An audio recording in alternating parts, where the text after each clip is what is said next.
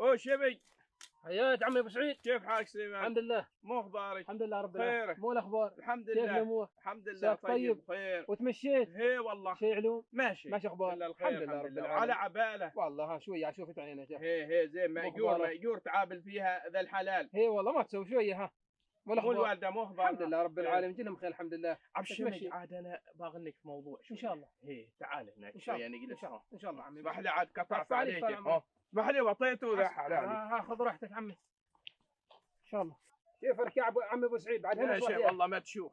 ما شاء الله. اي نعم. زين زين الله يعطيك الصحه والعافيه. الله يدومها من نعمه عليكم يا رب. امين امين امين عمي ابو سعيد استريح استريح. ايه ومو اخبارك بخير؟ الحمد لله رب العالمين. خير عمي ابو سعيد. الخير في وجهك الشمي. انزين. والله عاد احنا جايينك. انزين. هي في موضوع جايينك في موضوع ولدنا خميس. هي ماله؟ باجي يتقدم عوين اختك. زين الخطبه عمي ابو سعيد ترى ما هنا ما في المزارع. تعال البيت دق الباب. ايه واطلب البنت وخير ان شاء الله. ان شاء الله. وترى تعرف ود حلال عاد امس حتى لا طايع يوكل 3 ايام. اللهم لا تكتبها كذبه علي وهو 24 ساعه في المطبخ. انزين. 3 ايام ما طاع يوكل. وامس مسكين متعلق. روح ليله مسكين. طاحه. متعلق فوق في السطح بايعق عمره. انزين. ومسكته ما مسكته عن يموت. عن يتكسح ونقنس العيله. ولا لو مايت برايو ترى. هي وعاد كنا ندق عيوش. هي عاد همه الموضوع ان شاء الله.